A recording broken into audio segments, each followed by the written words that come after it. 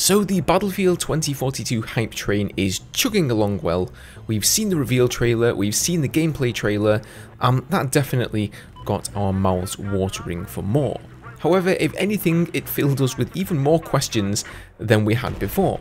Now me personally, I'm a big fan of the jets in Battlefield 4, and it can't have escaped anyone that whilst they were front and centre in the reveal trailer with that iconic Rendezvous moment, we didn't really see a whole lot of them in the gameplay trailer, not in the same way we did for the helicopters and ground vehicles.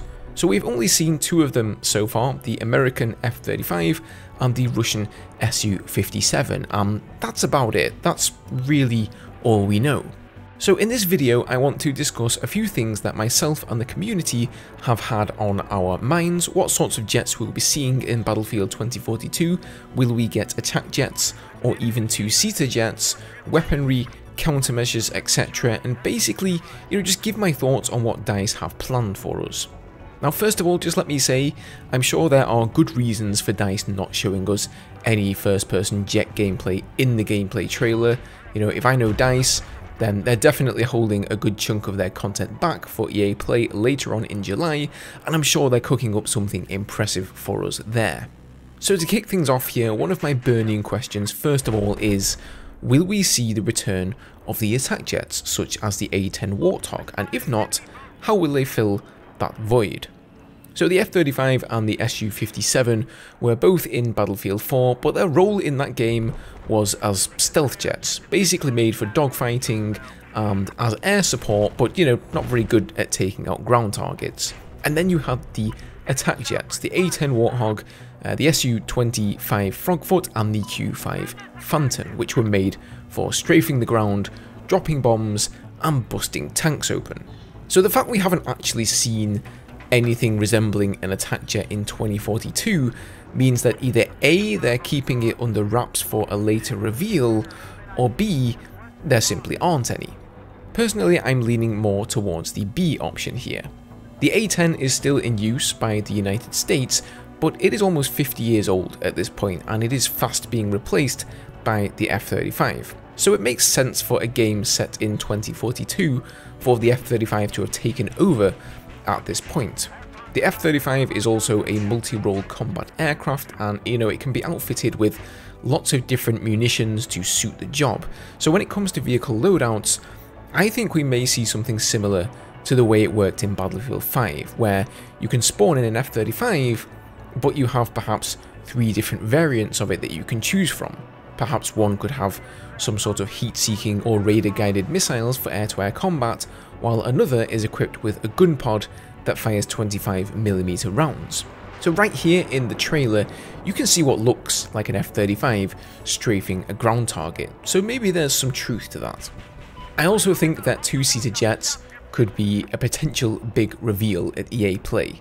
The Battlefield community have been asking for two-seater jets since Battlefield 2 came out, and this just seems like the perfect opportunity for DICE to deliver on that.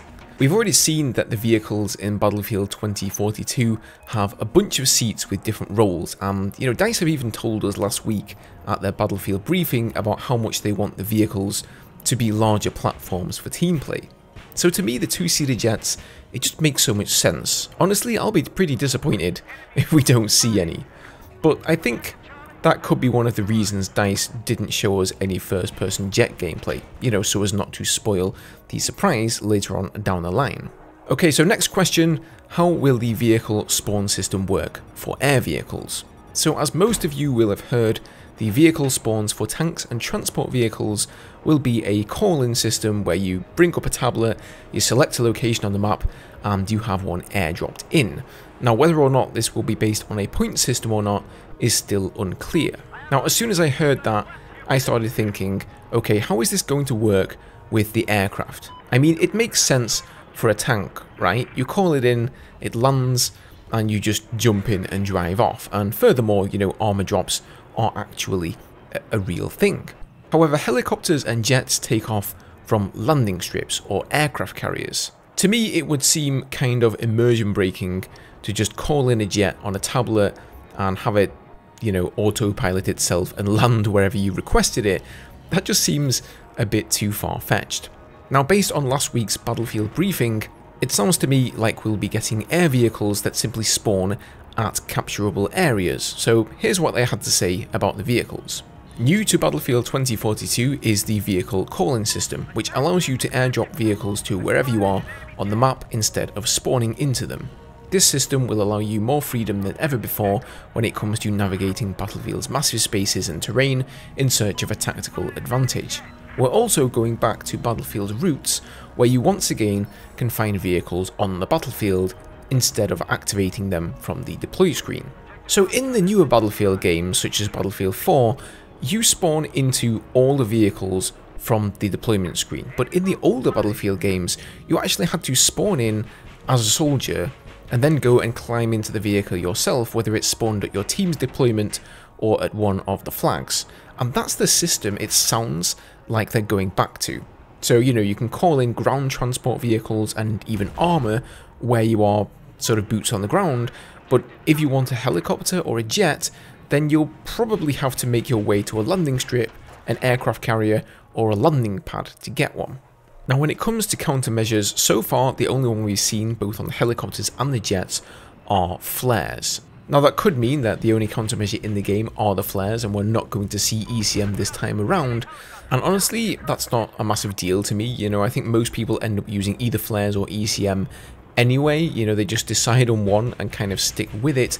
But really, my burning question is how many charges of each countermeasure will we have available at a time? The way it looked on the helicopters, it seemed like you just get a single charge, you use it, and then the little level on the box fills up again to show when it will be off cooldown.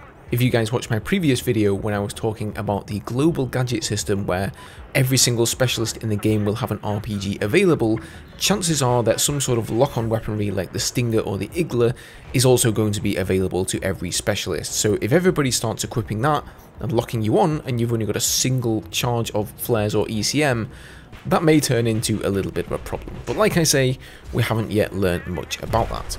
As for weaponry, again, we don't really know anything. Personally, I would love to see the return of the TV missile and the tow missile for 2042. I think those were just some of the best weapons I've ever seen on any vehicles in any Battlefield game. So please, DICE, bring those back. If you, I don't know why I'm saying please, DICE. It's like they've already made the game, but I'm just praying, man. But from what we saw on the attack helicopters, they had some sort of rocket pods and then they had some air-to-air missiles, so I think it's safe to say we can expect the same kind of thing to be available on the jets. You know, rocket pods, some sort of a cannon, maybe the gun pod for the F-35, but as far as different bombs go, like the JDAMs, again, TV missiles and whatnot, none of us really know. I would honestly expect them to bring back much of these favourite weapons though. I think they're just so iconic, you know, that's kind of what makes Battlefield for me. So I hope they're not just going to keep it too simple with dumbfire bombs and dumbfire rockets like they had in Battlefield 5. You know, I understand that Battlefield 5 didn't really have the setting to offer up on guided weaponry and that sort of stuff, but come on DICE, now is the chance. Anyway guys, as always, let me know your thoughts down below. What do you think about this? Do you think we're going to see attack jets and we just haven't yet? Are we going to see two-seater jets? And more importantly, what are we actually going to see at EA Play? I have a feeling they've definitely mapped everything out and they decided what they wanted to show in the reveal trailer, they decided what they wanted to show in the gameplay trailer, and they've held a lot of stuff back for EA Play. I'll also mention here quickly that we haven't seen any sort of naval warfare at all. You know, I'm sort of sat here talking about the jets, but one thing we've seen even less of is any sort of boat action, even transport vehicles. So I think that could also definitely be a big reveal for EA Play. Maybe I'll make a video on that as well, you know, what sort of stuff are we expecting to see out of EA Play. Anyway guys, I hope you enjoyed the video. Leave a like if you did, subscribe for more Battlefield, and I'll see you guys in the next one. Cheers.